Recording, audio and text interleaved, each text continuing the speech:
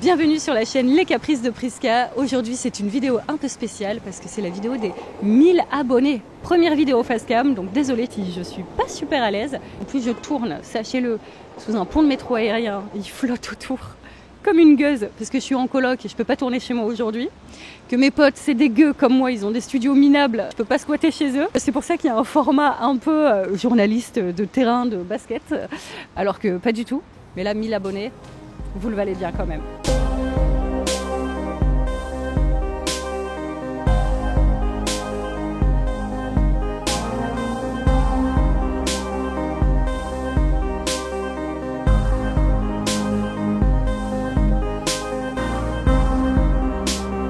Vous êtes 1000 abonnés aujourd'hui, ça me fait trop plaisir. Alors je sais, c'est pas énorme par rapport à certains mastodontes de YouTube. Je pensais pas spécialement avoir des abonnés d'ailleurs, parce que c'était surtout un CV vidéo. En fait, je mettais mes bandes démos pour des professionnels ou les courts-métrages que j'avais écrits ou réalisés. Mais pour moi, c'est une très belle victoire. Surtout que j'avais pas le réflexe de faire la pub avant. Et maintenant, j'ai le réflexe de faire de la pub, de publier des shorts pour avoir des abonnés, etc. Et ça marche. Donc, merci à vous d'être là. Parce qu'à la base, moi, je suis comédienne. Je viens du milieu du théâtre, dans le sud. Donc, je réussissais très bien. Après, en rencontrant un metteur en scène au Festival d'Avignon qui m'a proposé de jouer dans ses pièces, je suis montée à Paris.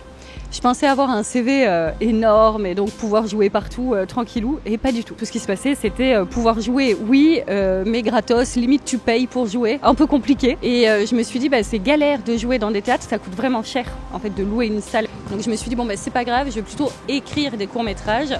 Parce qu'à partir du moment où un pote a une caméra, où on loue une caméra, etc., c'est beaucoup moins risqué aussi financièrement parlant. Ça n'a pas suffi non plus, donc maintenant je me mets à produire, écrire des projets beaucoup plus grands. Et du coup, voilà, nous sommes à 1000 abonnés aujourd'hui, donc je suis super contente. Donc voilà, prochain objectif, 10 000 abonnés sur la chaîne, parce que le CNC, qui est un des plus gros pôles financiers artistiques de la France, propose une aide pour les gens qui ont 10 000 abonnés sur leur chaîne YouTube. Et c'est pour ça que là, je n'arrête pas de me battre depuis 2-3 mois. Ah, s'il vous plaît, abonnez-vous. Donc vous connaissez la rengaine. Abonnez-vous, commentez, partagez. Qu'est-ce que j'ai pas dit? Aimez les vidéos, en fait, faites swinger l'algorithme, mais même des commentaires méchants, en fait. Même si vous êtes haters, mettez des commentaires méchants. J'écris des séries aussi à côté. Là sur YouTube, bah, ça coûte moins cher de réaliser des petits sketchs style Je m'appelle Compote.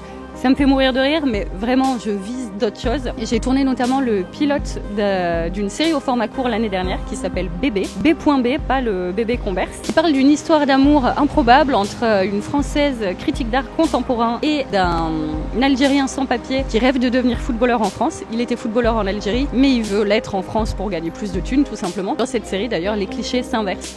On peut croire que ça va être couscous au lardon ou ce genre de choses, mais pas du tout. La première saison d'ailleurs se passe en France et la deuxième saison se passerait une partie en Algérie et en Tunisie. Voilà. Je pense que ça pourrait être un très beau souffle, cette petite série B.B. J'ai également tourné là récemment une mini-série bouclée de 6 épisodes de 3 minutes qui s'appelle Obsession. Ça parle d'un couple de femmes qui traverse une période difficile et qui hésitent à raviver la flamme de leur amour de façon complètement illégale. Il y a la société Rétroviseur Production qui me soutient, alors que c'est une société de production qui ne travaille qu'avec France Télévisions et Arte normalement. Et sur ce, je ne vais pas vous tenir la jambe plus longtemps. Si vous voulez une FAQ, n'hésitez pas à le mettre en commentaire aussi, je serai ravie de la faire. Écoutez, merci d'avoir regardé jusqu'ici.